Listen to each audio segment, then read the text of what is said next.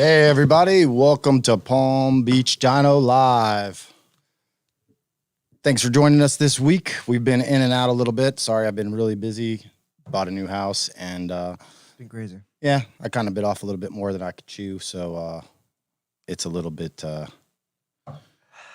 crazy around here right now. We've been real busy. Black Friday was crazy, so anyway.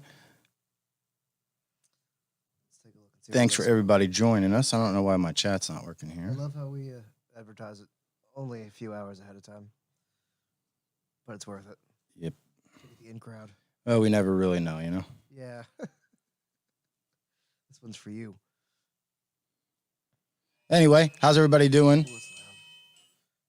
What was that? Oh.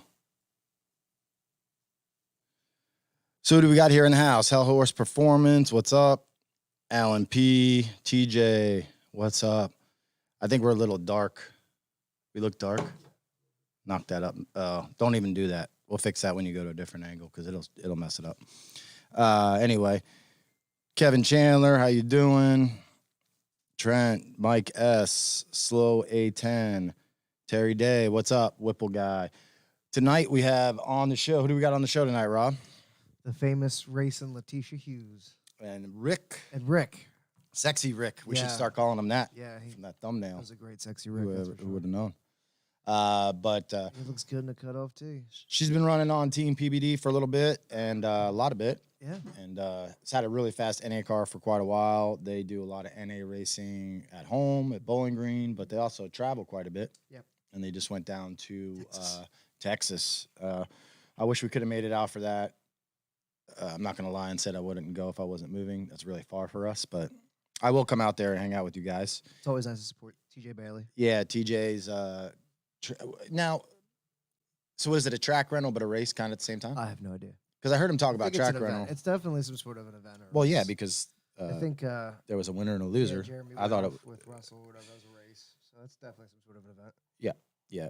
So a lot of our Texas customers all had personal bests this weekend. So let's talk about a couple of them actually. Who were you talking about? Brad's car. Brad Long. Yeah. Shout out to Allen3. That was a great. It's an Allen3 off the shelf on 360 kit with 1300s and like a 2B. Right, and he went 843. 843, like high 160s, I think. Yeah, like 165. Yeah. On like 18 pounds. S197. Ridiculous. Yep. Who else? Another NA car, Brian Sneed. Brian Seed's fast. I believe he's the fastest stock head, stock cam NA Coyote as far as I know of. Yeah, 137 is insane. I don't. Yeah, Freak. He's another good example of a team like Rick and Leticia. Yeah. Is hard work, man. Yeah. NA is like repetition. It's all the little tiny details that make a difference. Adam Everhart, thanks, man. Appreciate it. I miss Adam. We got to go to Colorado and hang out with those guys. Yeah. The coolest. I definitely plan to make it out to Colorado soon. Who else did we have? Contreras, other great guys. NA customers like Cams, Basic Bolt-ons, 10-4, 135, I think. Who was that? Juan Contreras. He's in Texas. I saw that. Well, yeah, he's flying. Another great customer. There was another one. Trevor. Paramount went faster, right? Yeah, they went 838 in that car. That's another one of our A10 Whipple cars. Let's make like a change. So we like make like a small change and then like, it spins. So like we put like this random file from like 6 months ago and it's like, I went 838. Like, okay. That's so funny. So there was a lot going on. Did they have good weather? I don't even know what the weather was like. I think it's probably pretty good. Yeah, I'm sure Leticia and Rick will bring us up to speed on that. Always know. Brad went 168 and then Trevor. 168? Brad went 168. That's what Trevor just said. And then Trevor won the NA. Turbo kit. Trevor had to come in and rain on Leticia's parade a little bit. With a Camaro. That's like straight out of it's like we planned it that way. Great job, Trev. We ran out of camera? Battery? What the hell? Every All time. Right. Yep. Well, whatever. Sorry about that. That's weird. I thought that was a charged battery. You can try putting that one in that camera if you want. We'll run one of the other cameras. We'll go over some comments here. I don't know what's up. Sorry, I don't have a power supply for that Camry. Yeah. Camera. Sorry about that. Camry. Anyway, yeah, we got 3 cameras, thankfully. So we'll try to get that one fixed real quick, and if not, we'll stick to 2 cameras. So what else is going on, Rob? We got it's funny because I was sitting in bed this morning and looking at the weather across the country, and it's kind of hard to wrap your head around exactly how cold it is. It was like 30 degrees in Cincinnati, back where my family is this morning. So it's beautiful here. Yeah, it's actually kind of cold today. You got a sweatshirt on. Yeah, it's like 65 degrees. It's going to be like 40 something tonight. Great. Yeah, that's too cold. Sorry, that's too cold for me. Turn the heat on. Friday night we have Octane Nights coming up. That's done by Johnny Zalinga. Cars, the world's largest cars. We set all kinds of records in South Florida here. Yeah, the world's largest. It's the world's largest cars and coffee, which is not going on because of all the stuff going on in the world. Yeah. But they are doing a race type event this weekend. It's called I don't know what it's called. Something about Octane. It's at PBIR this weekend, Friday night from 5 to 10, 5 to 11, something like that. It is a drag radial slick only prep deal. It'll probably be a fairly large car show if you're into that stuff. Beyond the racing, we're hoping to get a lot of racing in. I'm going to bring my GT500. Are you coming? Do you want to race that? Okay. Yeah, we might. This right behind me here, which you can't see yet because this camera's messed up, which Francis is working on that right now. Right behind me over here is Steven Nestor's 2020 GT500. You guys have seen that on the internet. He shipped it down to us recently. He's got one of the very first sets of SSP clutches in it, and he had to go do some work, so he's not going to be using the car for a little bit, so he shipped it down to us so we can figure out some stuff with the clutch and get some other things worked out with it and, dial it in. So, I don't know. Today's only Monday. The track rental's Friday, so we'll kind of see how that's going to work out. Make sure the weather's good. We may bring that one with us also. So anybody who wants to join us Friday night at PBIR will be there. Yay. Francis, you going? Low horsepower GT500. Detroit native here. The storage season sucks. Yeah, I heard. Yeah, a lot of people. A lot of people hit me up and asking me about storing their car and all that. And I'm just like, man, I've been so busy. I just forgot the world ends for everybody for about 6 months besides us right now. Sadly. At least car guys. Not 6 months, 3 months, 4 months. Nickel White went 10.5 at 132. NA at 3,700 pounds race weight. Got to get that weight down. That's pretty solid. He has 2 cars, right? Nickel White. Oh yeah, he does. He has a stick and an auto car, right? Yeah. I assume that was the auto car. That was the auto car. Yeah, it was very. Terry special. Sherman says his 85 tune rips. Rob, you're the man. Oh yeah, I did him today. That was great. That was a quick. I love when it goes nice and easy. He did a good job. Made my life simple. Your mom is asking if there's an electronic way to do a dump valve. Definitely not on a 10 or 80 or a 6 or 80. Certainly anything is possible. And there may be mechanical solutions to that, maybe, but not electronically. That's great. Mike, it's not a track rental. It's just like a event. I don't know what it costs. It's probably a little bit more than a normal. Probably $30. Test and tune might be like $30, $40 to run. But now, a little bit of an asterisk here. I'm encouraging everybody to go, and it is a drag rating only prep, but there's really no telling what you're going to get there, to be honest with you. So, we go because it's 20 or 30 minutes from here. It's our local track. We're trying to support cars and coffee, but don't get mad at me if you show up and the track's not good. It better be good. Well, unfortunately, every time we go to the track. Well, Mitch, does pretty good with the track, but Mitch is no longer there. So, I don't know who's taking over prep, but hopefully they can take care of us. So good luck. We're doomed. Paris Stewart went 10.5 at 135 at NA in Texas as well. Wow, it's fast. We got a lot of really fast NA cars. And for those of you guys that want to get on our list, that's wrapping up for the year. Obviously, it's December. If you go to the Palm Beach Dyno customers group, we are going to award some prizes to the top list people. I think, this whole listing is kind of shaken out. One thing that I didn't really anticipate is, the plan was to reward the top person at the top I want legacy times. So Carlos is up there, 940s. He went NA. So that kind of makes it a little bit less fun for everybody else that wants to try and do well. Yeah. So I think I'm going to kind of work in some other prizes there. The first prize will be, it'll be a legacy list, but there'll be a yearly prize, right? So Carlos didn't run that time this year. So whoever's at the top of the list from a time this year will get a really nice swag pack for Christmas, maybe a gift certificate. I don't know. I'm not really sure. This will all start happening more officially as 2021 as the list starts working its way out.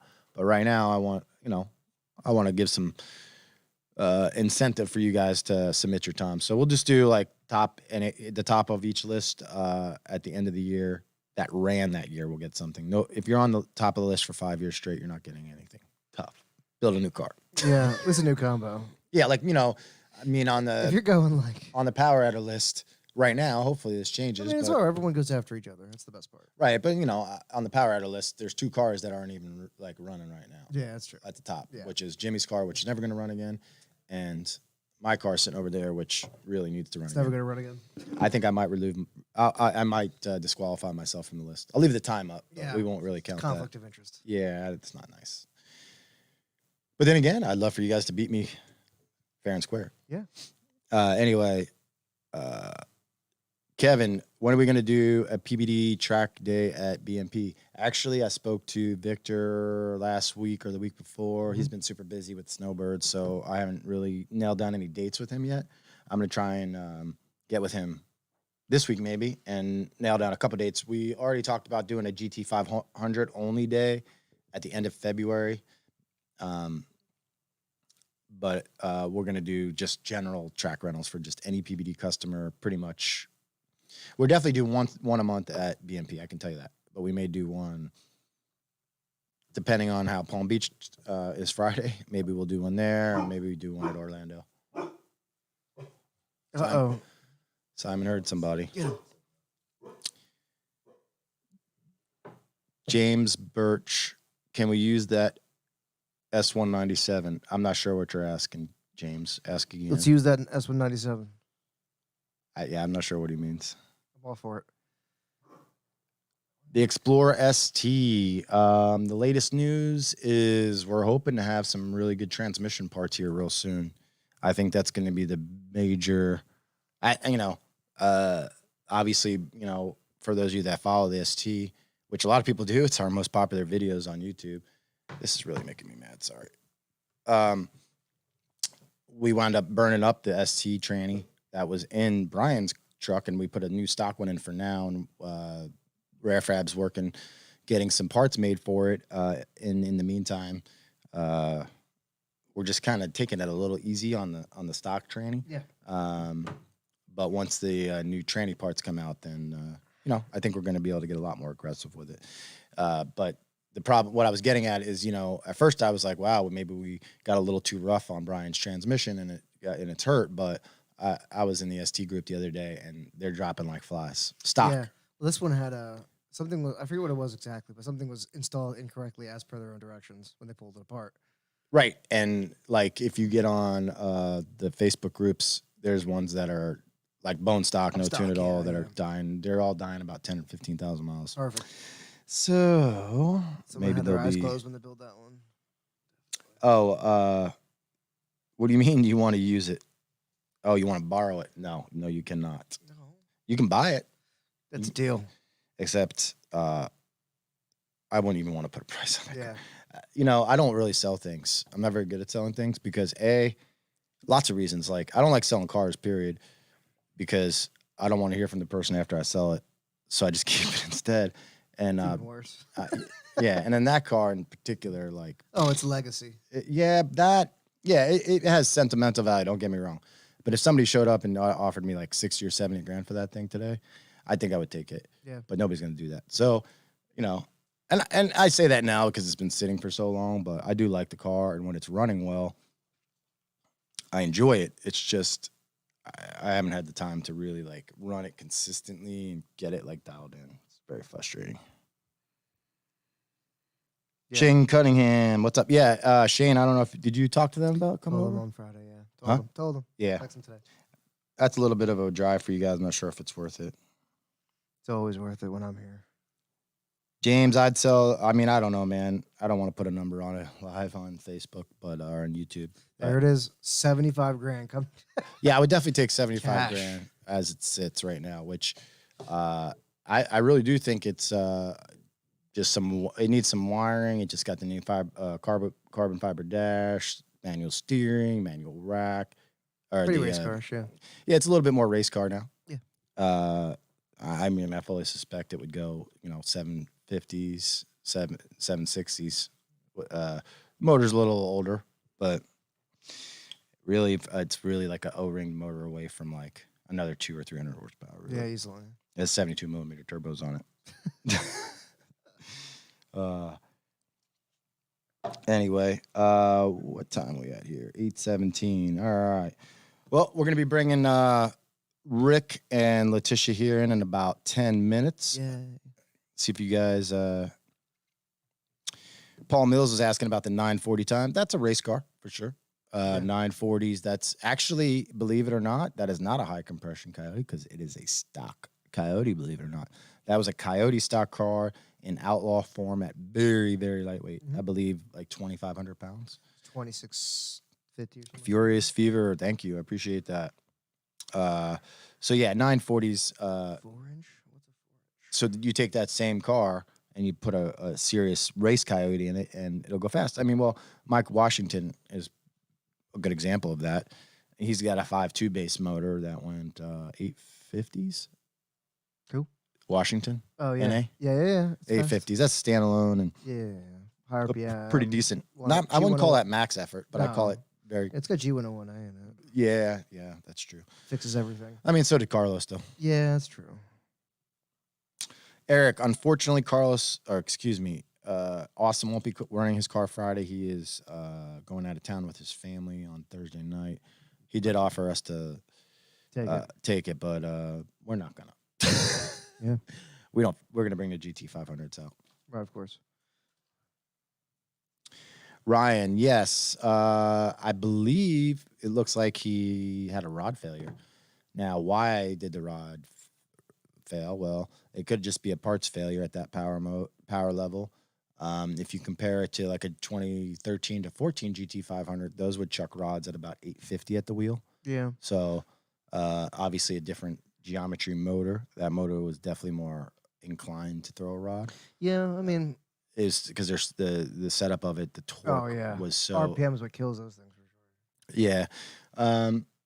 But at the same time, and I'll say this because it's the truth, even though it may seem like I'm pointing fingers, I'm not, because they're probably very good mechanics at L&M. But that is the only engine that's been apart, right? That engine was disassembled to do camshafts and was apart. So who knows? Things happen. Oil gets contaminated. Obviously, I'm sure they changed the oil after they put it back together, but maybe something got down in the motor. Maybe a bolt was not torqued right. Maybe the balancer wasn't torqued right. Maybe they did it right. Maybe their torque wrench was off. There's a million reasons why that could have happened. But the fact that the only one to go so far, at least from our camp, I mean, everybody knows about the Stang mode one because he's Mr. YouTube, but one popped before that. I think that broke the crank, didn't it? Yeah. So this is the second one that's gone. I think there's others. That I know of. Not from us, but I've heard of others blowing up. But right. Speaking of rod failure, I mean, it's like some of them will happen. You might get like one SY50, for example, that makes like 1,300 or 1,200 or whatever. Mm-hmm. Realistically, that's like 1,150. Like, we've done it, but you might get one guy who throws a rod at like 850 or 900, and you're like, why? Yeah, or maybe it wasn't a rod failure. Maybe it was a wrist pin failure because the way the piston split in half. We are like kind of pulling these things pretty high on RPM. A Mustang was probably revving at 8,400 or so. Yeah. It's pretty high. Yeah, so everything from, even when I started pushing the RPM deal, everybody was like, is it safe that high? I said, I have no idea. No idea. If you want to keep it safe, don't tune it. Yeah. Shift it at 7,000. Yeah, and I think he's definitely enjoyed that thing pretty good. Yeah, it's unfortunate. I hate to see it, but he'll do better. my guess is he got lots of views out of that one. Oh, yeah, so for sure. I'm guessing the engine's almost paid for already. Yeah, it's possible, Mike, that was a lean issue, but I don't for that failure to happen because of a lean issue, it would have to be a head gasket failure. Yeah, you would. If And it's a lean then issue, you definitely lift ahead. it would lift ahead, and then scorch a yes, ringland or something. you know, yes, once you lift ahead, if the cylinder fills with water, that could break the rod. Yeah, But I don't think that was the type of failure we're seeing there. we've lifted heads on like Doug Oakley, for example, my great friend Doug Oakley lifted a head on the street at like 30 pounds on a CPR car, and it didn't torch a piston. It just split the deck. Yeah, I've never seen a rod thrown from something like a head. I mean, it happens, but if you hydrolock them, most of the time they bend sometimes. Yeah, and the thing is, well, it's hard to say, man. The problem is like, you know, he kind of drove for a while after it happened. Yeah, like coasted and all that. So like there was a Nothing really lot could do. more damage than if it would have broke And shut at off. slower speeds, maybe where he could have Well, he stopped was quicker. already way over RPM. Yeah. When it comes to bar, is the perfect time. Yeah, and then this is racing, man. Yeah, unfortunately. This is racing. That's Making how- 1,000 wheel horsepower on a stock car. Some will live. Put it this way. Some live, some It's don't. absolutely impossible that no GT500 was ever going to blow up. So true. at least we got it out of the way. Sucks for Stang mode. Love him. Love him though. Yeah, the oil. Brandon saying the oil looked dirty on the car. I mean, there's a million. Who knows? Yeah. Man. You know, his car never really ran quite as good as I thought it should have. Didn't they have like a bunch of GT500s went back to Roush or something like that? Yeah, that was the first I never knew. three. What was that for? That was actually for oil contamination. Interesting. I don't know the number on his car, and We tuned like the gentleman today. Tune number 6. We talked about this morning, but like 974 sent us let's say. But that was like number 6. That would have been one of the first affected, you think, but like. Yeah, well, I think it's random because here's what happened. I mean, don't take this as fact. This is rumor. I don't know for sure, but just anyway. The rumor was that while the cars were being delivered, and some that were delivered in the early stages, the very first set, Ford had gotten a batch of cranks or something like that were never washed properly. So they had a ton of contamination in the oil galleys and stuff, and or not oil contamination, metal, and it contaminated the oil. But obviously, just because there's metal in the crank, that doesn't mean every single one of those motors is going to blow up. That's true. But it could. Yeah. And the ones that they caught were fixed before they got who to knows the what the customer. fix was? They could have And my probably guess just is pulled it out. anybody that got one of those that was a customer, they didn't call them and go, "Hey man, can you bring your car back so we can fix it?" They just Let it ride. let it ride. If it comes back, it comes back. And I'm not saying that's what happened to Stang It's mode, built into the build, though. but built if it into it. happened one time where they knew it and they did a recall, how do you know how many more times it happened? Yeah. We have customers who dropped valves. Brett dropped a valve. I think there's a few others who said they had dropped valves. It just sucks. I mean, failures are bound to happen. This is what happens. Terry wants to know about a PBD track day. I do want to do one of those soon, although my car's gotten so dragged out already. I can do that. I could probably put a bigger pulley on it and get it to the track. Yeah. I'm going to go through a couple questions here real quick, and then we're going to bring Leticia in. Brick silver plugs and a turbo second-gen Coyote. I use brisk plugs in my red car, but I only recommend brisk plugs if you need brisk plugs, meaning if an NGK 6510 won't do the job. Yeah. Because the brisk plugs are very sensitive to fouling, I found, at least in my experience, and having issues, although there's some benefits to them. But in general, I use NGK 6510s unless I need a colder plug. I go to like a brisk 12 recessed tip at like where I'm at, like 1400. But before that, I don't know. Maybe like above 1100, you should get rid of the 6510s, I'm guessing. I don't know. We run those in Carlos's car still, I think. Yeah, we do. I mean, most of the time I recommend them for people who are really like racing them hard. Usually they'll sacrifice a plug. 6510 is not really as forgiving. This guy wants to know on an 18 NACJ going from a twin 69 to a mono and 137 stock cams. Plans on cams. I don't know. I don't think so. What's the question? Want to know going from the twin 69 to a 137. Yeah. 2. Yeah, it's probably not huge. I mean, large throttle bodies to a certain extent will help, but once you only intake so much. But I love JPC. I still quote JPC's test from remember years ago. They did like the 60 twin 60 and then the mono, and it gained 5 horsepower. And they were like, well, Right. But obviously it changes on how much the engine can take, but Yeah, I hear you. All right, so we're gonna bring Leticia and Rick in here. They recently, like I said, for those of you guys that are just joining us, went down to what is it called? Texas. T&E? T&E or T&E Promotions. T&E Promotions. Our buddy TJ, and I assume E is his buddy.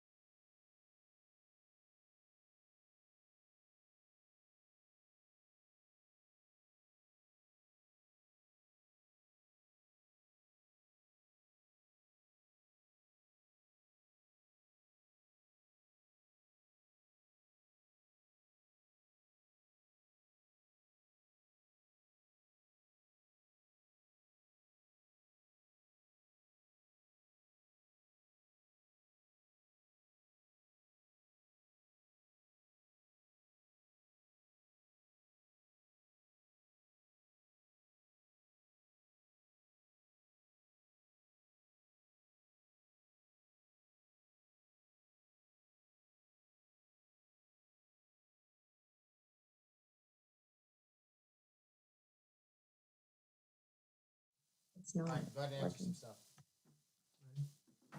Can you hear me now? I can hear you. Can you hear me? I can hear you. Can everyone else hear us? I don't know. This is great.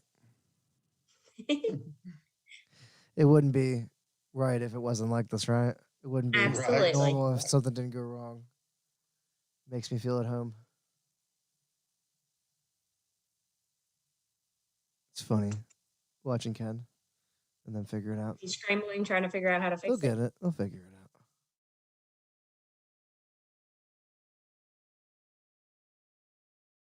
Hey.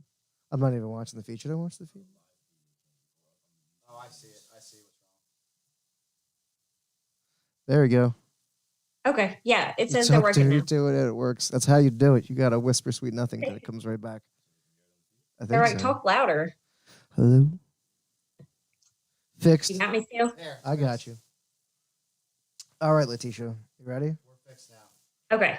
Sorry, Let's finish your story. So we were starting with how the epitome of your guys are fantastic as a race team, starting at the bottom and working your way all the way through the 11s, 10s, and then into the 9s finally. Yes. I set a big goal. You and I talked about this many Mm-hmm. times, and I said that I really wanted to stay on motor. I knew it wasn't going to be easy. I knew trying to get 9s was going to be very difficult. So if it was easy, everybody would do it. Of course. but, we set that goal, and, definitely with your help and the best team. And I've had a lot of, people kind of surround us this year and go all in to try to help us along the way. Yeah. Everyone's been, I mean, it's funny to watch the video. Everyone cheered. Didn't even matter who you were. They were standing in the crowd even cheered. Brian Sneed was it. Yeah. Brian was supposed to be in the lane next to us, actually, on that pass, and stopped. And he's like, I just want to watch it. Yeah, man. If you listen to the video, at the end, you hear a car blowing the horn. Yep. That's Brian sitting in his car. Everyone's so happy. I mean, it's a very rare moment at a racetrack that everyone is mutually happy for someone. It's very rare. Yeah, I mean, TJ was great. He promised. He said, the prep will be on point. Come, give me a chance. They made you fight for it. 3 10-0s in a row. They made you fight for it. Yeah, I saw those. They were down to like the thousands, right? Mm-hmm. Oh, I went 10:07, 10:009, 10:003, 10:001 before the 9:99 with the 1. Ridiculous. So it definitely made me work for it. Yeah. Pretty sure I was crying to Rob throughout the entire night, saying, I was like, you're going to make it. I was like, relax. It's going to happen. You just got to wait for the weather to go down. The sun went down. Right. No problem. Yeah. But, I think one of the big things of ours, when we started with this year, we really last winter is when we kind of went all in. Yep. But we're just normal people like everybody else. Yeah. We wanted to build a car that everybody out there can relate to. Yeah. And it's not just throwing a lot of money at it and doing crazy shit with it. It's just there's nothing really crazy. Yeah. Exactly. And then just perfected it. Yeah. That was the biggest thing to us. Well, that's the magic of NA racing, and really, I think NA racing really is the best form of racing. Really, I do. I mean, that's where I started, and that's the most fun I've had racing. I mean, I founded the Coyote stock class for NMRA because of that, because I raced pure street and I enjoyed it so much. And what NA racing does that most people don't realize is it makes you pay attention to the details. Okay, because it's very easy and partly, to be honest with you, why I enjoy power rider racing a lot also, because, it's not, if you can't figure it out, a lot of times you can probably add a little bit more power just to fix it, fix your problem or get your ET that you're looking for. Like, well, let's just leave it makes it easier. In this case, you're running 10Ls. Well, let's just add another pound of boost. We might blow it up, but if not, we're going to go 9. You don't have that option. There's nothing left. People don't understand that. There's no more knobs to turn. They go, can you give me more sauce? And you're like, I don't understand how. You have it all. Oh yeah, I mean that was us. I mean all year long. I mean we was working with Suncoast, trying to get this converter dialed in. I mean we are on the 3rd converter and probably 7 stators. Jeez. In 2 months. Trying to get to where we needed to be, and we're close, but we'd like a little bit more. Absolutely. I think that's a great thing to point out with the converters, and in your particular case, using the bolt together converter and the work that goes into that. Like, people see times like Leticia you saw this. I don't know if Rick saw this, but that one guy was giving Brian a problem for running a 10-12, saying he was spraying and blah, blah, blah, and it takes this much horsepower. It's like, look, dude, like an average person like you, it does take 650 horsepower to go 9s, but this is a very sorted car. Like, it didn't happen in 1 week. You know what I mean? It took you a year. 400 and plus passes on this car. I mean, it has been down the track hundreds of times. Yeah. And, Rob knows, I'm really good at being able to kind of tell what happens from A to B and when it shifts weird and what gear it goes through the traps at. And, I pay attention to all of those little things. And so when something feels off, I know kind of where to start at with it. We've worked so much on suspension and trying to get the car lined out, and we do have the Steeda suspension, but keep in mind, I'm just on a single adjustable shock in the back as well, because money's not unlimited. So, we get what we can get, as we go along. There's more room in it for sure. With just some adjustments, but, to do that, with no more than it's done the car, like you said, we literally ordered a Cobra Jet, and bolted it on the car. Nothing is ported. You know, the monoblade hasn't been touched, the heads haven't been touched, you know, it has cams, oil pump gears, you know, all of those things. But, Well, you know, I think that's a good thing to point out again. Like, obviously, you know, a ported intake isn't necessarily some like super high level race piece, but you're not doing all those little tiny details even yet. You know, like you made it into the 9s with like very bolt on. And you still have a lot of little things like you said you can do. I noticed it on your launch. I mean, the car's 60 foot and well, but you got a little bounce going on there. But like you said, you got a single. You still got stock struts, single adjustable shocks. So you know. And that's what's the nice thing about NA racing, because although it takes a lot of effort and money over time, like, you know, you can kind of stretch it out. Like now you're in the 9s. So now like just a set of shocks is going to maybe get you a high 980, and then a set of struts would be a low 980. And, you know, we just keep going from there. You keep just chipping away. I mean, if we could get that second gear wheelie, Rob Shoemaker sauce, you know, out of there somehow. I always seem to pop a wheelie in second gear on the 1-2 shift. So the car's definitely making some power. It definitely. There's most times I come out of the car and I'm complaining about my neck hurting. So thanks, Rob, for that. It's funny. You know, we're working with Steed on that too. We know some of that. We know, you know, some of that's in the suspension too, and you know, Scott and them down there though. Well, I mean, knowing that you got the stock struts on it and a single adjustable, I think it's doing like phenomenal. I mean, there's so much more room, you know, to make improvements suspension wise. You know, running their cold air intake, that converter. This is, you know, people think that, you know, a converter is just, well, it's just order it and it's done. I mean, and I have had so many phone calls with Ron Wolverton at Suncoast, and he's been tremendous to work with. And, you know, they didn't have a converter for this car prior to this year. You know, and we tested it and kind of went all in. And, you know, I'd call him and say, I'm sorry, like I need more, you know, it's too tight. Yeah, we went through probably 2 or 3 stators and a whole different converter before we ever even started getting RPM out of it. We was just kind of stuck. Yeah. You know, for a while at like 4,200 and couldn't get past it. Well, you know, when people talk about, like you said, there's just, you don't just order a converter and that's it. Yeah. You know, a lot of people ask me like, why am I attracted to stock transmission racing? It's because of that. Because, you know, I tell people all the time, like, if you just want to have fun at the actual racing and not the building and figuring out of the combo, then go with a Turbo 400 or Power Glide, and there's going to be 100 people you can call for a converter, and probably 90 of them are going to sell you something that's going to work, you know, because lots of people run those transmissions. So, and that's no problem with that. So now you're doing the kind of proven method, and you're just concentrating on the racing part. But you guys seem to enjoy the R&D side of it, which I do, which is trying to make something work that nobody else can work, right? Like I don't want to build a combo that goes, hey, Bob went 650s with this combo and I did it and I went 650s. Well, so what? You know, everybody did that.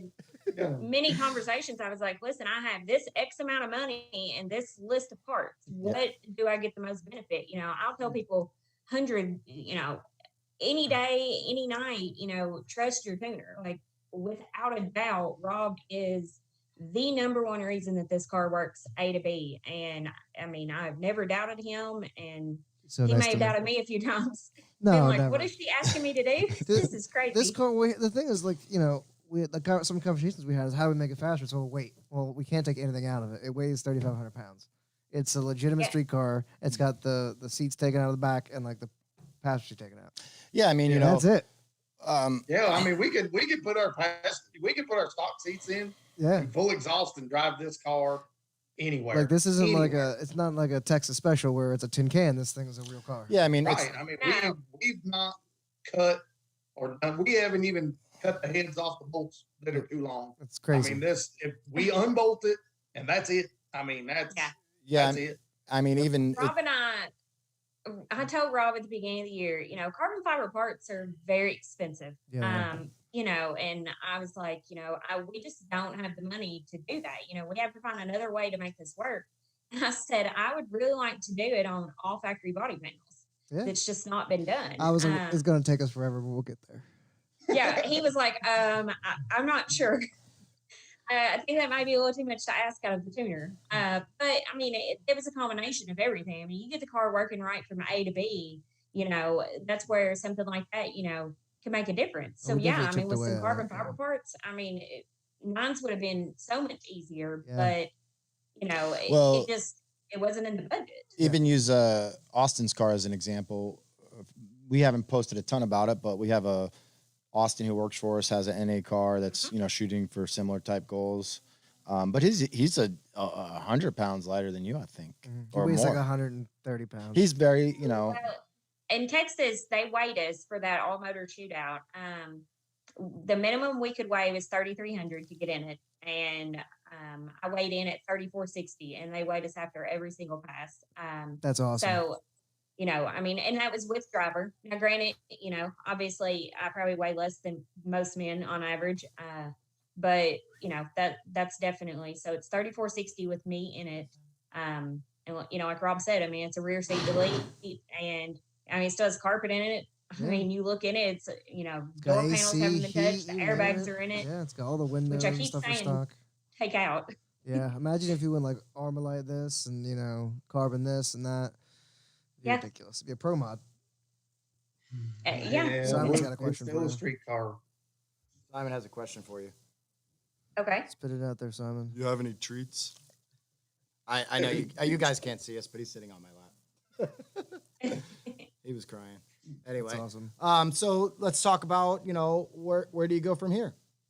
Is next year going to be more dialing in and chipping away at it? Well, we wish we could figure out what's going on with the back half of this deal, because I mean, if you look at our record at our pass, I mean, we went a 640 flat at 110 and a half, and we keep and Rob knows that we've kind of fought this back half deal for a while now, but the car only went like I think 24 mile an hour on the back half. Yeah, it doesn't back half that I good. mean, a couple different things to figure out.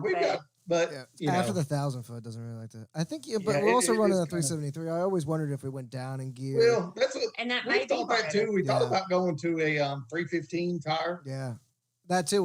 Maybe we're using too much there, but I don't really know. Right. I think we're close. Yeah, it's all part of it. That's the best part. Looking at a 315 tire with that 29.5 inches tall. Ooh. Since we're making it as far as we're making it now, we think that tire, plus it'll give us a little bit more bite off the line. Yeah. We could probably turn it up a little bit more because, we're probably close to 5,500 with our converter, but still only leave it like 38 because we start going over that. The tire don't want to stick all the time.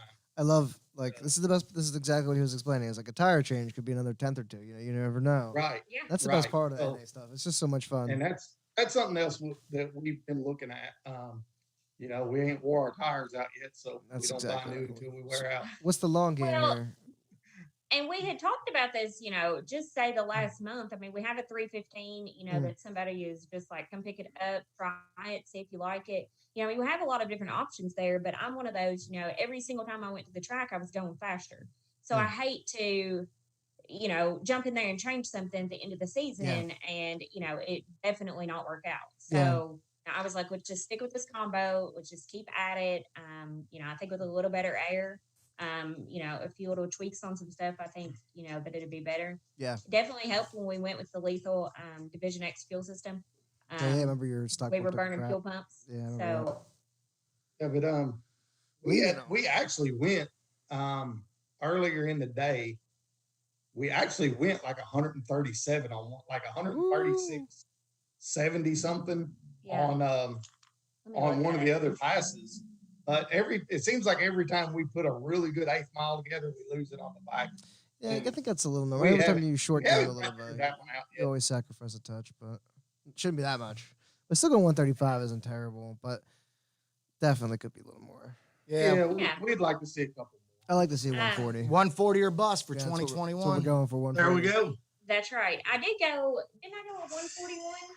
You went 140? Need to let the dog out. Wasn't it in Georgia at 141? No. No, you didn't go 140. No, I went at one. No, I went at 144. No, I'm We not talking. went No, on before- No, yeah, no, we no, went on mile an one- hour. no, Mile an I'm hour. talking about trap speed. I'm Oh, like, huh? Sorry. Yeah, that's okay. No. That would be nice though. Yeah, no, I think We're close. it's there. We got if we I figure it out. did. I come up a little shy on the quarter-mile record, but I did get to take the 8th-mile record from Scott. So definitely a small little accomplishment there. Poor Scott. What? Yeah. How far are you I off hate the it. overall record, the quarter-mile record? He went at 994 and I went at 999, but Okay. I tied him to the 1,000-foot. So that's Yeah, that's you know, what we and, know. That, maybe his head's being he's got head work done. Dang, you got intake head work done? Jeez, man. What you guys doing? We No, gotta take them heads so- off. Send me them heads. I'll start tonight. Yeah. So Well, they're- maybe that's probably top of the list for 2021. Yeah. There's some Yeah, great yeah. programs out there. I Heads, have some few offers on the table. So Dang. we'll definitely be talking later. maybe some intake work too. Yeah. Yeah. Yeah, definitely. Bunch of little I mean, magic we can do.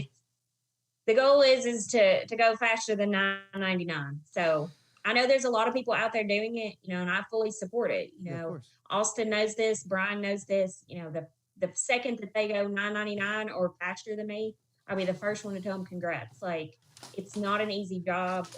NA is not for the faint. It is for not sure. easy, but that's the best part is like you guys are all in the same camp doing it together. Yeah, I mean, But you got- and that's what keeps us so interested Yeah. in it. We could have boosted our car. Right, of course. We could have went.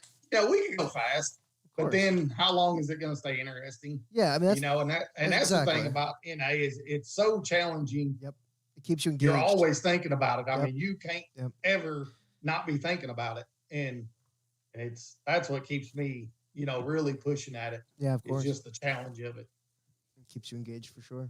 It's the best part. Well, and that's why I said, I mean, we've talked about this many times, going boosted, not going boosted, but Mm. I don't know. I definitely, I kind of found this little area and I really just wanted to take it all in and try to go as fast as I could go with, whatever money that we had to spend on it. Yeah. So it's, What? If we can go 970s or 80s on motor, what can we do with a blower or a turbo after that? Yeah, it's it's exciting. true. Yep. Yeah. What? Somebody asked what tires you guys are on. Mickey Thompson, ET Street R, 305, 45, 17. Cool. Pretty Yeah. standard. And then Pretty- I run the front runners 17x4, Gotcha. 26-inch tire right in the front.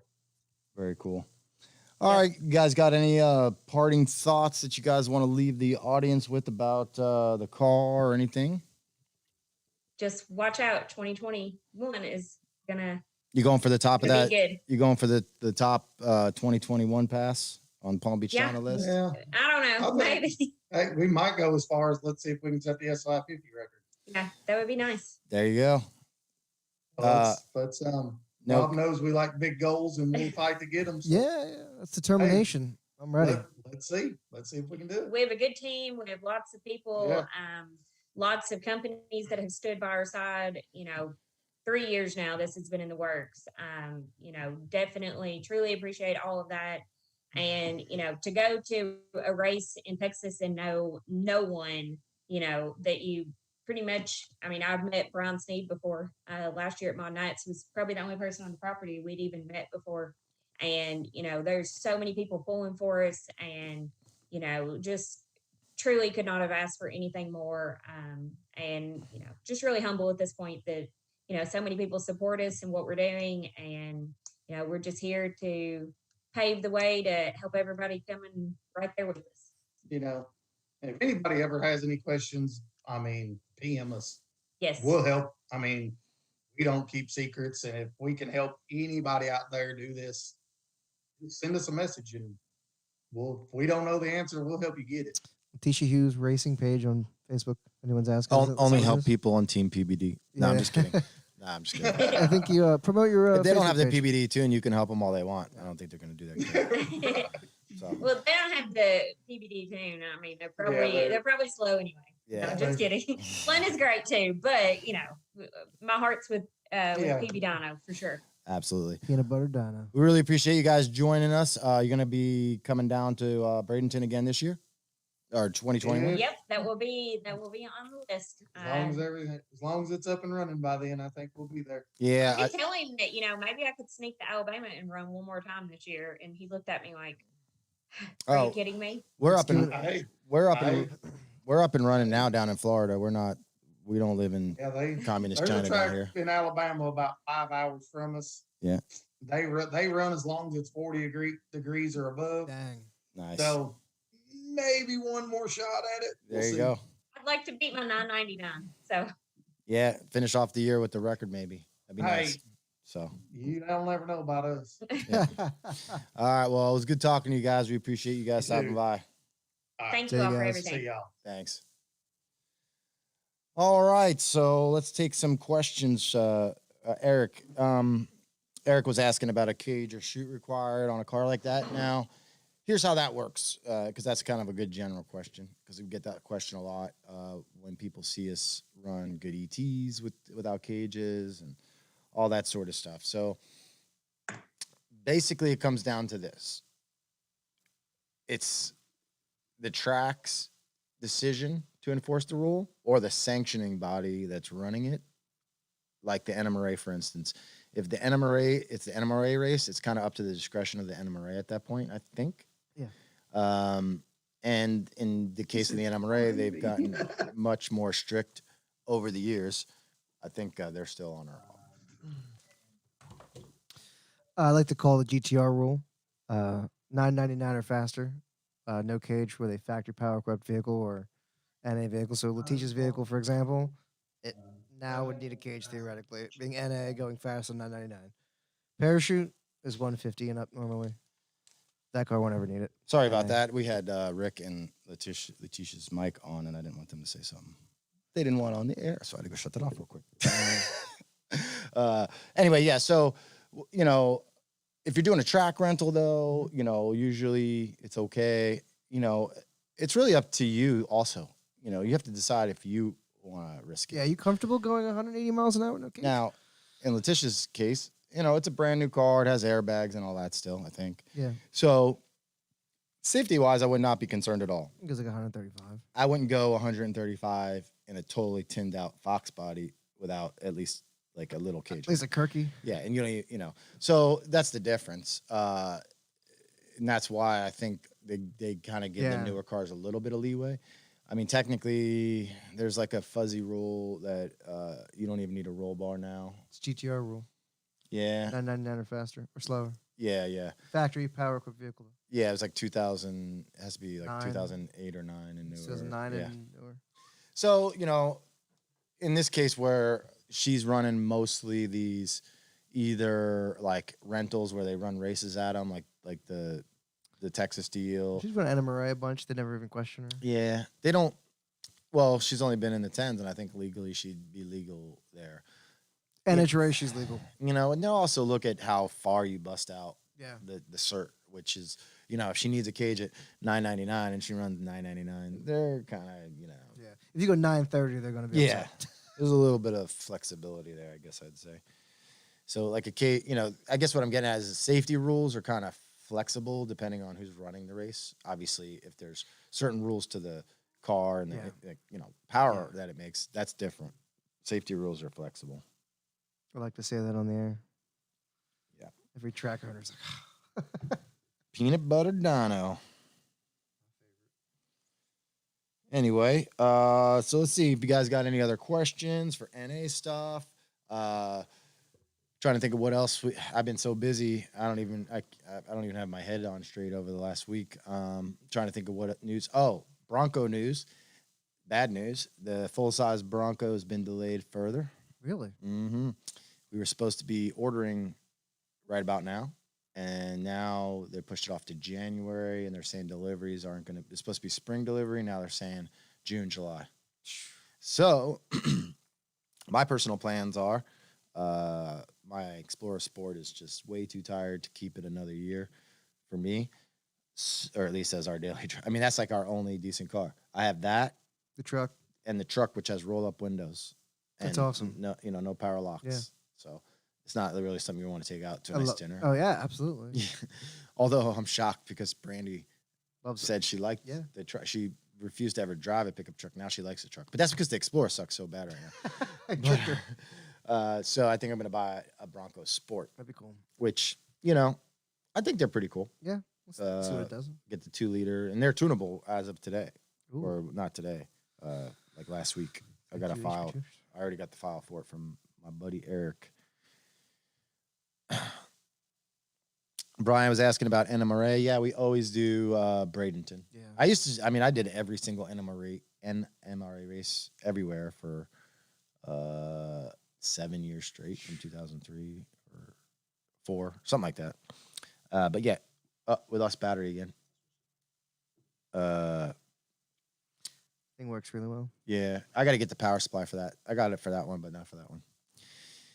So anyway, life expectancy of a Gen 3 NA motor with bolt-ons. That one's been 400 plus passes at 10s. Yeah, so. forever life expectancy. Let's say forever. There's NA guys that blow them up all the time. Well, that's true, but if it blows up, it's because you probably did something wrong. Yeah. Carl, theirs is an 18, right? Yeah. It's 10 speed. I think we started doing that in like 2017. Forever. Any tips not lifting heads or blowing head gaskets? 3 times already. Sleeve motor with head studs, Gen 2 twin turbo, around 1,100 horsepower. That's Dennis Nielsen. Oh yeah, I think I forgot if it's a top mount or a sleeper kit. It's a Hellion car. I know that. I believe that's. I assume Dennis N. I think Dennis has got it figured out this time. Well, he was asking. Let's see tips not to. I don't know. We'll have to go over that in detail on your setup, Dennis. See if we can figure out there. Blown head gaskets are not common on these cars. No, So for you to have it 3 times, I'm a little concerned that, I don't know, I need to know a lot more details. Yeah. Surface, who's surfacing the heads afterwards? Block. Block, are they checking the I think Dennis made some pictures surface the other day of some of the roughness, stuff. all Gotta that look kind of over stuff. it again. There's a lot. There's a lot. Let's see what else. Mach E is all-wheel drive. Honestly, that's definitely, if I could get a Mach E now, I would get it. I don't think you can you? And you had to order those way ahead of time. They're not even out yet. So I need something now. Yeah. Roku wants to know how much power can ID 2600 with 55525 support? On Lot. E?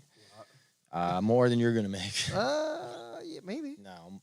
I bet you 2,200 pounds. Yeah, 2,200. probably right. Well, 525 would be the limiting factor at that point. Yeah, the injectors wouldn't be. Yeah. The 525s, though, I still think that would give you. At least 2,000, 2,100. Yeah, I bet you. Yeah, I think that's a 2,000 horsepower setup.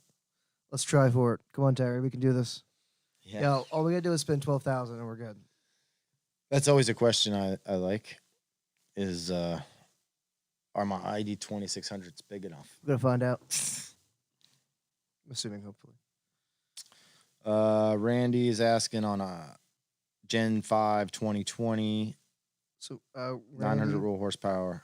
I'd say like 1050-ish, 1,100 on 1050s. I've had some make like 1,200.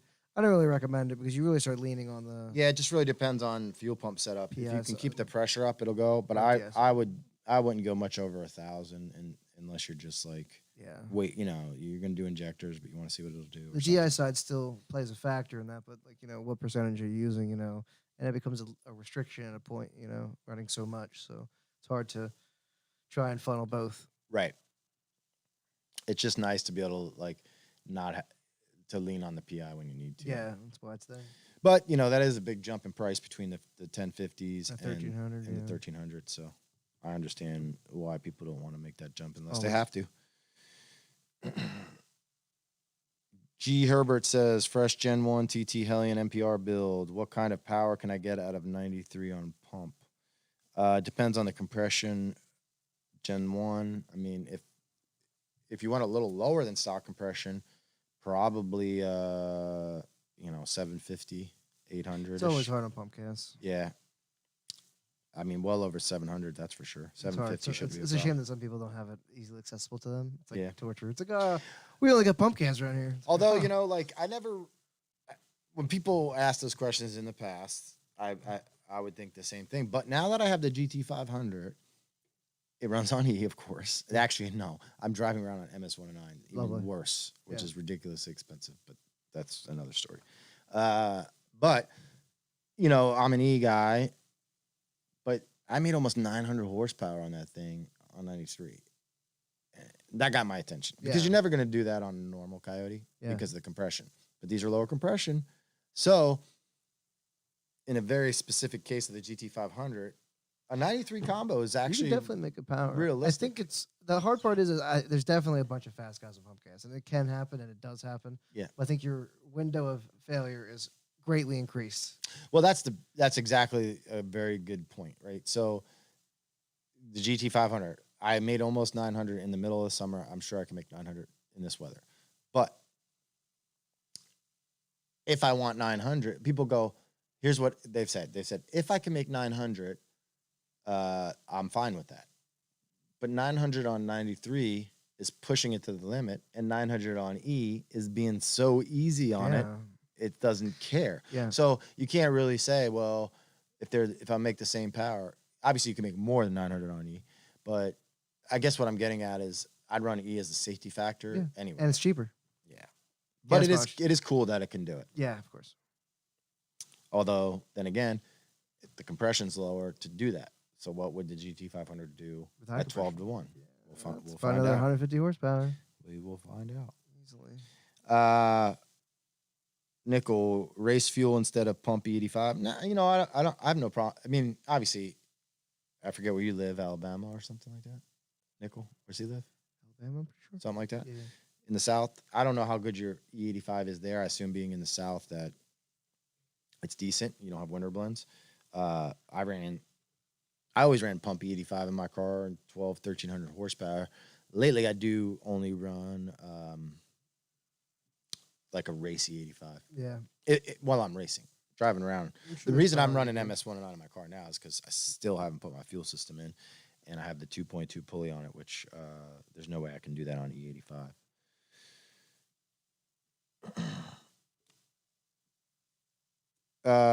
Cam only WS6 personal choice 6 or 80 versus 10 or 80 for NA and boosted applications. Once you hit that one, Rob. That's a good one. I have an opinion on that too, but go ahead. It depends on the boost. I think like the turbo car, I'd definitely pick a 6 or 80 because it's obviously less gear. The blower car is cool at 10 or 80. I mean, it loves gear, and then NA at the 10 or 80 is ridiculous. So I think it's a tough one for me, but I definitely think 10 or 80. We do have fast turbo ones too, but speaking on the efficiency of a turbo of a blower, I would rather go with a lesser gear and just use the turbo all out. You know what I mean? You go faster in the end. I think at all out, I still think the 6 or 80 has the advantage. Yeah. But up to a certain point, I still, like a bolt-on or NA car for sure. Yeah. I'd pick the 10-speed. Oh, yeah. There's no doubt. And I probably would pick the 10-speed up to a certain power level on any power adder. Yeah. Like turbo, once you start getting like 900 to 1,000, which is a lot. Like I know a lot of people. Everyone makes 1,000 now, but it's still a lot. We're a little cynical to the power numbers, or whatever you want to call it. It comes so easy now that no one respects horsepower. Yeah. Oh, you only make 1,000? Yeah. So, if you're at 1,000 or under and a 10 or 80 all day, I think, honestly.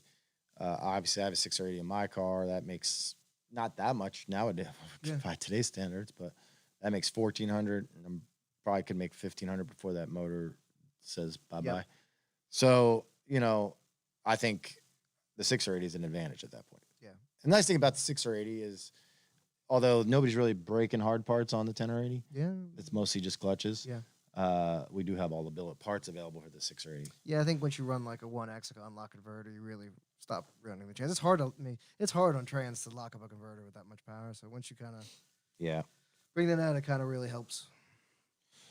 All right, let's see where we're at on questions. Turbo 400. Eric, Grossman's car did not do good. It not a great choice on the back housings. We need to change those. I didn't actually post a picture. It actually provided us with a very good picture of what 3 different back housings would do on a very similar car where they spool up. So that was good info. Yeah. But they were just too big. Layman Thomas, proud owner of a 2020 GT500. How much power can I make on 93? Well, that's pretty much what we had just talked about. I hadn't even seen your question yet, but Answer. yeah, I mean, you know, without a lot of work done to it, you're going to be in the mid 7 to high 700s. Yeah. And then once you do, like, if you wanted to do headers and a ported blower and a throttle body and all that stuff, my personal car made 889, I think, on 93, and that was in the middle of the summer. So you can make mid to high 800s pushing it with all the bolt-ons. Patrick wants to know the 7-second coyotes in 85 or regular race 12. I think it probably could be done on Pumpy, but I think most people pick, especially including us, we pick the safer 85 option. Like, we use 1 ethanol R right now, and it's, you know, may it really gain you horsepower, maybe not. But I've done some testing. Here's my opinion after a lot of testing, which is different. Initially, I did see power with like things like Ignite Red and 1 ethanol R, and then other tests I didn't. But really, what it comes down to is the quality of your it's safety what you're comparing it to, right? It's an insurance policy, right? But also, I mean, as far as power, like Yeah. if you're comparing it to like Pumpy 85, that's just like not the best Pumpy 85, and Oh, then you true, it's switch to R, then wow, it made a lot of power. But then if you have a real, like, we have really good E85 here most of the time, and we made 1,400 on Pumpy once, and I was like, I don't know how this happened. yeah, like I was having a weird little minor misfire on my car, wound up being something else, but I was at the 1,000 horsepower range on pump, and I was like, I thought the fuel was bad, even though it was making power. It was running weird part throttle, which was something I messed up. But I drained the fuel, put Ignite Red in it, and it made 0 horsepower extra. So it just really depends. Yeah. And I think a lot of that's going to happen, rely on the combo. Like, you know, this is a low compression motor. Yeah, you know, there's when definitely you're really, really pushing it. It's not to say that the blanket statements it doesn't work, because obviously different fuels need different tuning. So like if you're running ethanol 1R, you know, in this certain combination, does it like 2 or 3 extra degrees because it burns a little slower and needs a little bit more lead time? Maybe, you know, but that all comes with testing and everything. But for most of the people who just run ethanol 1R, it's a blanket of safety. It's an insurance policy, you know, because you can be a little off on a tune-up or be a little lean, and it won't melt itself down. Cam only WS6. What's one more question? What's the real difference of the new generation Camaro 10-speed versus the S550? I don't think there is one. No, those two transmissions were built in conjunction with each other. Yeah, I mean the parts, like when you buy clutches for them, I'm pretty sure they're the clutches. same. I know that GM uses a completely different operating system to run it. Yeah, the control system is very different, different, and that's why they drive way different. Yeah, they it's very shift strange. way They different. sound completely different. Imagine trying to bolt down your Mustang. Yeah, that's another real important thing. Like a transmission doesn't function a certain way anymore on its own. Yeah, It depends on what's controlling it. Yeah. Right. Yeah. So you could take, like, a good example, the control, like, strategy, I guess you would call it. Like, look at a Mustang versus a Hellcat. Yeah. If you take a Hellcat, or not even a Hellcat, but like a Charger or something, more like, let's say an NA Charger, and then you throw a Whipple on it. You don't tune the tranny all the time. You used to not be able to. Yeah, And they Dodge. worked Yeah. fine. Yeah, for What lower power.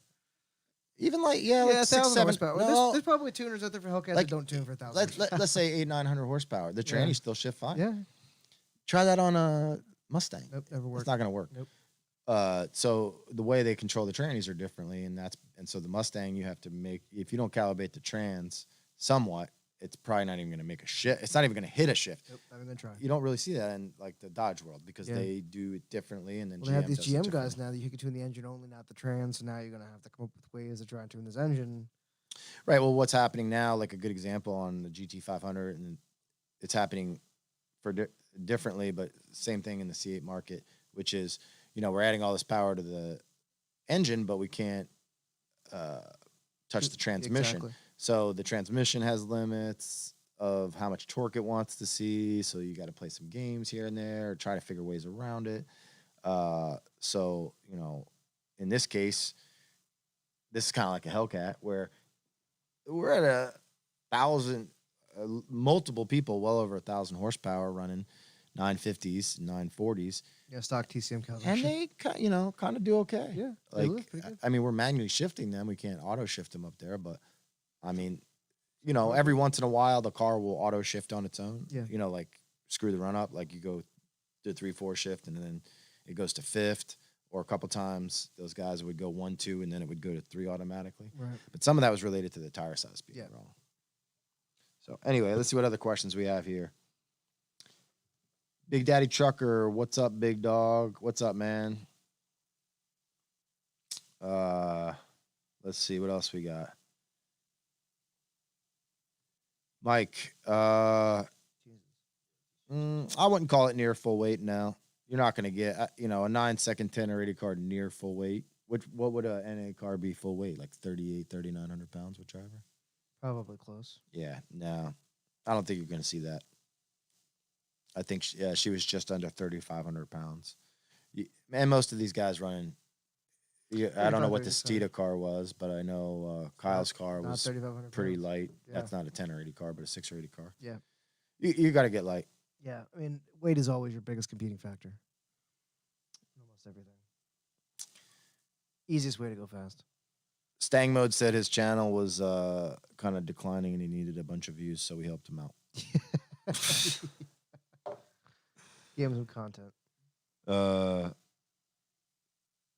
Garage Junkie. Sure, you could put a Turbo 400 in a GT 500, but I think that would be a pretty big waste of a GT 500. You could probably just do. I would just do. The best part of a GT 500 is Yeah. I at mean, that point it's just a regular S550 with a blower. Now, and a Turbo 400. 10 years down the road, if the GT 500 doesn't really hold its value and you can get one cheap, you're going to see that a lot more Yeah, often. we should TR6060 swap one. Really piss people off. Yeah, that would be I'd cool, so actually. upset. Although, man, I haven't been driving my car much at all because I've been trying to get stuff done to it, and it's been half apart, and I didn't want to drive it. Strut tower brace was off, all the stuff underneath was off, but then the lethal show decided there's no way I'm trailering it over there. I'm going to drive it. So, I didn't put it back together. Kobe did. Yeah. And I just driving it over Yeah. there. It was Like, enjoyable, right? It was so, I felt like, I drove Steve's car. I was like, man, this is enjoyable. yeah. Just And Steve driving. Cars needs a little bit of tweaking. Yeah. Because of the fuel system. But just doing stupid stuff, like going fast to a light just so you could downshift coming up to the light and it just revs. I don't know. It's really ricerish of us. I don't like what it does to me. It makes me feel kind of like ricey Oh car show. God, we're becoming one of them. Revving and stuff, but man, I just love it. Can I get this thing that spit flames or? Yeah, exactly. I'm gonna ask. Yeah, it I'm doesn't. gonna ask you for the burble It doesn't tune burble next. enough. Actually, I tried to turn that on. It didn't Yeah. work. Do it the old-fashioned way. Anyway, It's rough. Justin Dean Camaro. No, I don't know what you're talking about. Camaros. Yeah, I don't know anything about Camaros. Eric, you just save the firmware in the root engage folder and then the config in the config folder. That's all. Garage Junkie. Yeah, just for racing it. Yeah, I mean, if you just wanted to prove a point and be fastest GT 500, but you put a Turbo 400 in a GT 500, it's still a 4,200 pound car unless you rip it up and all that stuff. So to me, it kind of ruins the car. I mean, it's hard. It's a fine line because we want to go fast, but I don't want to tear shit up. I mean, it's a beautiful car. I guess You wanna this. gut it, Look at it make this a way. race car. It's like, If you have that kind of money, I'm all about it, right? Do whatever you Let's want. do stuff just to but if you own it. if that if you save to buy these sorts of things, that would be a big waste of money. The appreciation of the car itself in general is, Yeah. it's like the last. I mean, if I was a multimillionaire, I would do that kind of stuff just for the hell of it. You wouldn't care. I wouldn't care, but Exactly. I don't have that kind of money. Anyway, fuel system and 1,000cc injectors with the 85 are next for me. Big Daddy Trucker. Cool. What? I'm sorry. Sometimes it's hard to keep track of names on here. I might know who you are, but you might want to. I don't know what kind of car you got. What kind of car you got, Big Daddy Trucker? Anyway, let's see. What time is it? 9:15. See if we got any more questions, guys. I think we lost our other camera. I'm going to have to get the power supply for that this week. Lovely. Joel Steele. He's it's kind of funny to say he's stepping it up big time because he's already super fast. But yeah, with a stick shift. yeah, he's really getting crazy with his car for next year. Very excited about that deal. Man, nice guy too. Lots of beautiful 500s at the Lethal Show. Yeah, it was cool. Let's see, I think there was probably 5 or 6 of them there. We had one behind us here, Steve's, and mine. Lethal's was there. Scott Waters was Scott there. Waters was there. Yeah, I was gonna see him in his car. I think there was one other one there. Yeah, what's his name? Corn-fed GT500 from Miami was there, or down south was there. The light blue one. Oh, JJ. Yeah, JJ. Yeah. He raced Jess on the way home. Yeah. Yeah. It was pretty close. They make around the same power, maybe. No, he makes a little bit more. Turbo car. Yeah, she's a stick though. Yeah, It's pretty good. Turbo man. That's pretty. Come and get you. That's pretty good. Yeah. You can drive it. Yeah, Jess is a good driver. It was a good time. Yep. And they had a Chick-fil-A truck there. Yeah, we'll be doing some video on that car soon. Yeah. Tomorrow's her birthday, actually. Oh, Happy looky birthday. here. Lovely. What else you got in there? Let's see. We should start doing this GT5. on Tuesdays so we can have tacos. Yeah. Hungry. Any videos? Did you get any? Yeah, we didn't have a whole lot of PBD. I mean, Snowbird's really more of a real official racing type of thing. Yeah, Snowbirds is. Yeah, it's like real racing. It's like it's either like It's fast heads up Yeah, cards professional or bracket cars. They did have a streetcar class, It's not a but lot of the sports streetcar class Yeah, low 7-second cars. Yeah, It's probably not really any sportsman classes. It's normal. yeah. Like my car still would have got beat bad in the Yeah, streetcar you class would've- because it's Well, we can't. I mean get Mike necessarily was wrong. running it. Mike and Jim were running Yeah, 720s. 720s. You see Mike run 720 with that car flying. Yeah, and Jim Yeah. went 730s. Yeah. I think next to him Yeah. or something like Flying, that. Yeah, they're It's both. funny to see how fast those guys have gone. Well, not Mike, he just bought the car, but he redid it. But Well, you know, like and Jim, for example. I mean, remember how it used to go 8s or Well, 9s that's and it. I 8s mean, and that- 7s and low 7s. that is cool that you Yeah. know just see the progress where it used to be like these cars are fast with like an asterisk because first we were doing it with the 6 or 80, so they're fast for a 6 or 80, and then they put race trannies in them and like, well, they're fast for a small displacement, but now they're just fast. Yeah, like, now they're now, fast. now That's they're just Go, like huh? they're How just- much? right. 190? What? I mean they were in the finals together. 190. 2 twin turbo coyotes Flying, in the man. finals. Big power. Yeah, they took out I think Mike took out Cletus in the semifinals. Damn. I didn't see that race, but Of course you did. yeah, I didn't get to see it yet. I think Mike went 192. Yeah, I'm moving, man. Big power. That fuel tech works. Mike Thomas, no, I have not ran my GT500. I assume you're talking about. I'm taking that Friday night to PBIR. I think the track should be in good enough shape for me to lay it down a good time. Hopefully the weather's going to hold out. It's cool right now. If it holds out, is it supposed to hold out? You know? Yeah. If the weather holds out like this for Friday, I'm hoping for some pretty serious ET improvements. Yeah. Would it be worth it to go to a 315, 50, 17 ET Street R from a 305, 45 at around 1,000 wheel horsepower? Try to get a little tire size out of it. Yeah, probably. I mean, a lot of people are going to that huge tire. Here's the problem with the huge tire. I went with the huge tire on my red car. The minute I had the huge tire on it, every time I went to go race it, it was a problem because they got tire rules like Mod Nats. I went to Mod Nats with it. I probably could have. Well, maybe not. I don't know. Maybe my competitors wouldn't have let me, but I probably could have asked for a larger tire. But I just wound up having to put a 28-inch tire on it. So for test and tune racing, stuff like that, the Right. large tire works. Facebook world records, all that. But if you're trying to take a car to a race, you probably aren't going to be able to use that tire. 100%. So I'm not dissing that tire. I mean, we're gonna probably put it on everything we own just for the Facebook world records. But eventually, if you go to a real race, you can't usually run the big 29, 30-inch tires. That's what that comes out to be, right? Yeah, I think it's 29.5 or 29.3. Yeah, I mean, even a good example is the GT500. That's a 28.9-inch tire, and I had to get the rules changed for Texas 2K for that. Yeah. because that was I against think the it's rules. the biggest thing we have. And it's not even like you have sidewall to work with. Right, and that was You're my like, I'm running 20s, baby. Come Right. on. Please. not 18s, but yeah. Whatever. Yeah, Like, come but on, this isn't even a race That was car. my argument. I said I understand the tire size rule, but that's because you get more sidewall. You don't have but I 15 by 13 I'm halves. I'm on an 18. Or 16 by 16. So I think what the rule was, if it was an 18, then you can go bigger or something. Yeah, I mean, at that point. Yeah.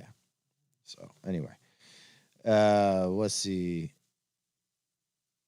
what else we got here.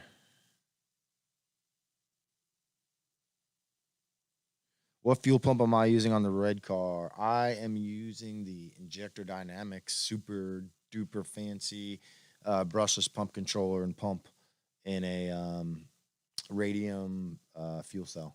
Well, the fuel cell is not made by Radium, but the fuel cell hat set up with it has like a sump built in. It's really cool setup.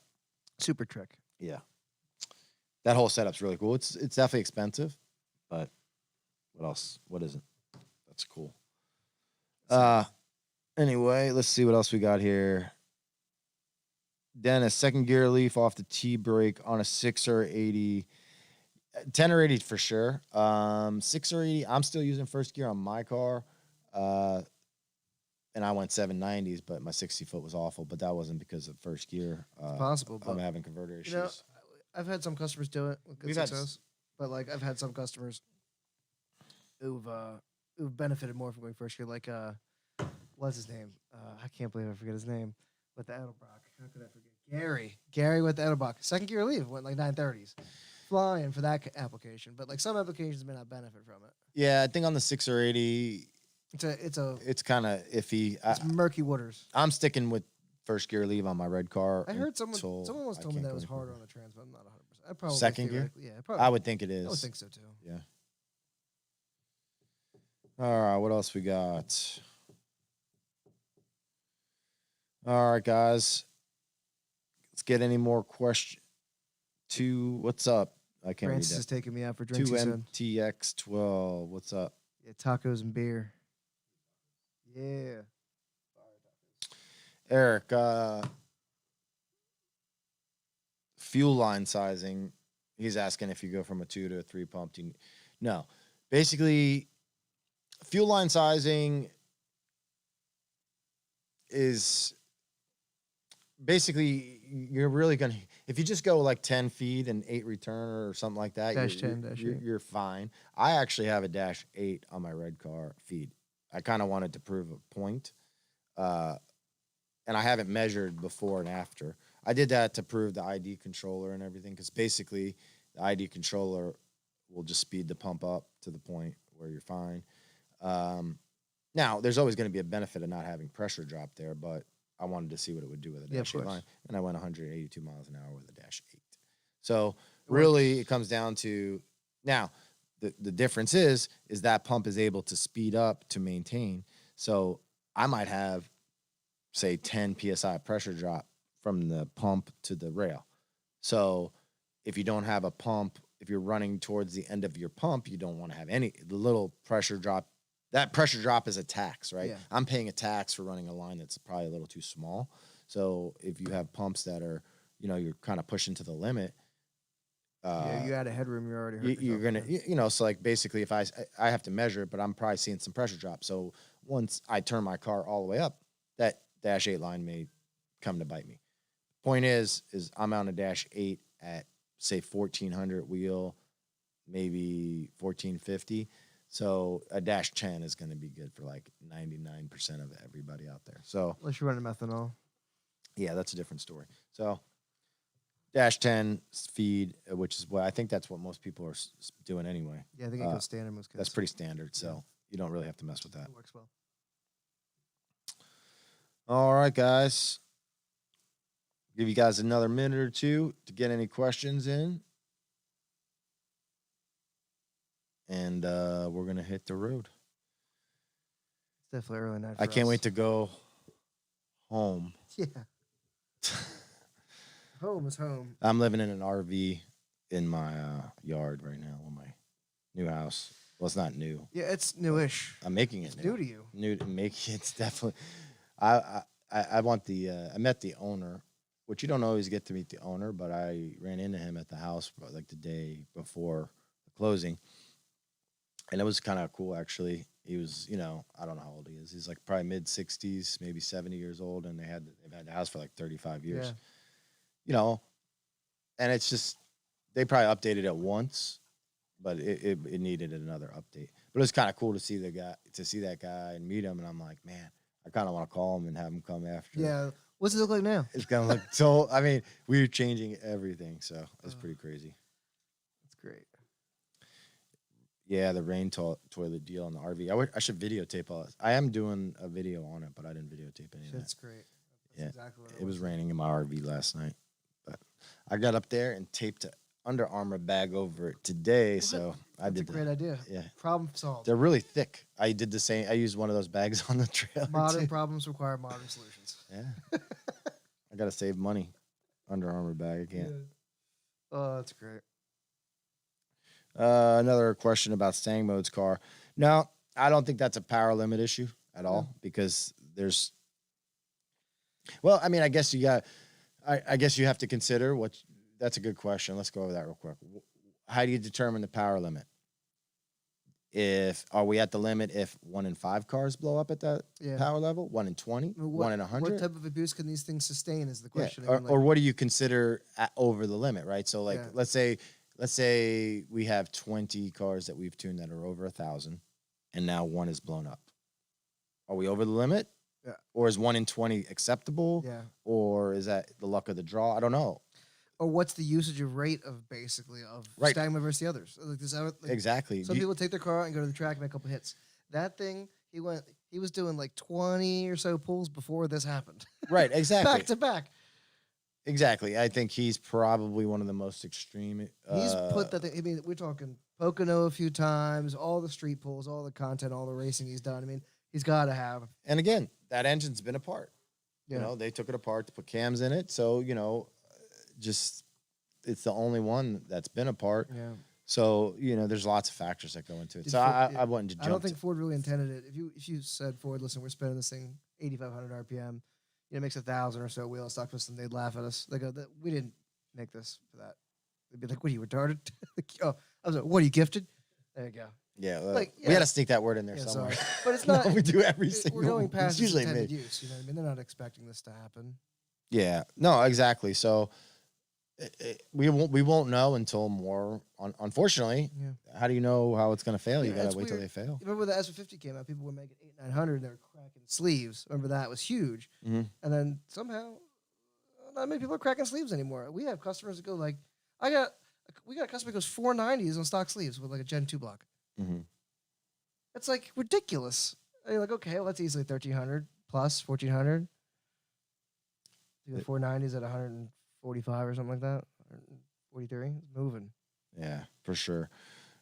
Quick thoughts on the 23 Mustang. Think they'll throw a DCT in it?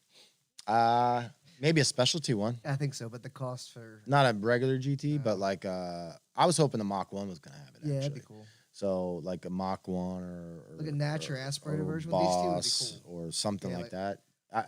We're definitely gonna. I don't think the flat plate would be a good pick for it, but like a high revving. I think we're definitely gonna see a DCT NA car. I hope so. I would think Tremec wants to sell more transmissions. Oh, for sure. Right? It's the evolution of the manual transmission. Right. I mean, there are only a limited number of cars now, the C8 and this, but and it's not the same exact trans, but same technology. That's close. So I'm sure they didn't build a factory just for however many cars. Yeah, I'm sure they'd like to bring obviously overall cost down. And they made it under 6,000 GT500s this year. So our C8s are much higher. Yeah, they've been pumping things out. I mean, a C8's more like a Mustang GT, kind of. As far as the numbers, right? As far as pricing, $55,000 you could buy a DCT car. Yeah. So I mean, how many DCTs did Tremec sell last year? Like 15, 20 grand. So I'm sure you'll see it in something. So I'd say a specialty, like the new, maybe it's been a while since we've seen a Boss 302. Yeah, I like to see that. So maybe a 2024 Boss 302 with a DCT, something like that. That'd be kind of cool. I wonder how much Ford really cares. You know, you think about like the evolution of different generations of people. You know, so racing is so important to us and our generation, but will it be for the next generation? You know. Yeah. Kevin is asking about Cruise working 6th gear, all other gears work. Do you have a different transmission in your car? That's usually 6th gear. Yeah, that's usually when we have an issue, right? He said it's not working in 6th. Just 6th? Yeah. Yeah, we'll probably fix it. Just email it. Might be like Caliber trans or something. Or sometimes even like some random stock cars I've had, if like the min max aren't wide enough, don't ask me why. It doesn't do it. I don't know why that is. Yeah, we should be able to take care of that. Let us know. When the gear ratios change, it definitely can cause cruise issues. But are there other 9-second NA stock motor S550s? Just S550s. There's two others. Steeda with the 10 speed, 18, and Robert Ball. That's yes. a 6-speed. He went 980. Kyle went Gen 1, stock Gen 1. He said S550. I know, but Gen 1's even more impressive. That Yeah, thing's a tank. Kyle, our NA tuner that tunes out in OKC. Well, actually, he's abroad at the moment. Yeah. But he's our NA tuner with Trevor. He went 9. He holds the overall Coyote NA record with a factory auto, and he went 970, right? Mm-hmm. 970 NA, and he sprayed it and went even faster. Yeah, like 930s. Yeah, something like that. Some I forget. 940s maybe. I forget. Flying. It was fast. Dustin Shook, what's up? Good evening. Oh, Mr. Dustin Shook. Yo, a week or so, Philadelphia. I'll see him there. Best aftermarket GT350 clutch, NA all out setup. I've been liking the specs of the GT350s that we've done. Yeah. The McLeod stuff on the GTs work, but I know like on the GT350s, They have disengagement issues at high RPM. Yeah, because of the higher RPM. Is the lethal stuff any differently? Or I don't really know. Or they even make something for that? I have no idea. I'd like to find out though. Yeah. But I do know we've done a couple different ones. I'm not a big fan of spec on the old, like a lot of their single disc stuff. Yeah, but it's really grabby. yeah. I think the only other person is Mantic, but I have had no one I know has had luck with a Mantic. Yeah. A few people, but it seems like everybody that we've done here together. and and they try to blame it on break-in and setup. Yeah. And if it's that hard to get your clutch to work, then Put a Turbo 400 in it. Anyway. All right. I think we're just about out of questions here, guys. We'll give it just another second or two. I'm ready to go to bed. I'm exhausted. It's been a long. Mondays are the worst. People don't understand. Like we come in on Monday and it's like the worst for us because we haven't been answering tickets for 2 days, and we come in on Monday and it's like we're probably the most amount of work you possibly imagine. That's probably a good topic to maybe we should change this. Yeah. At the end of the day, I'm like, I leave here at like 5:30. I'm like, bro, I'm gonna die. My head hurts so bad. Yeah, I think we might change the live feed to Tuesdays. Yeah, Taco Tuesdays. Yeah. Does that work for you? Yeah. Well, how about we bring different taco place each time? I don't like doing this on Monday nights either. I just picked Monday night out of like a hat. Hey, come here, buddy. Everybody, Simon wants to say hi. Come here. You got to put him on the seat.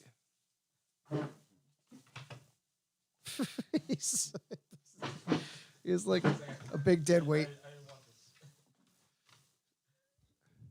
What do you got to say, buddy? Kanye for president. Mondays or Tuesdays? Yeah, definitely Tuesdays. Come on. Let's hear some wines. He's definitely camera friendly. You had a lot to say. Look how he just sits here. He doesn't even care. So anyway, yeah, maybe we'll just start doing Tuesdays. I like the 8 o'clock deal. That way we can get home before it's too late. Yeah. But anyway, all right, we're going to call that good, guys. Thanks for joining us. Hopefully, what we're going to do also, I wanted to let you guys know, we're going to try and bring a little bit more format to this.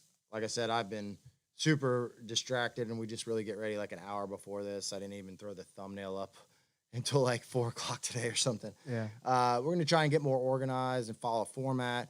We're going to do like a product review each week. We're going to do a customer highlight, which we obviously did today with Leticia, but that was a very special occasion because of the ET.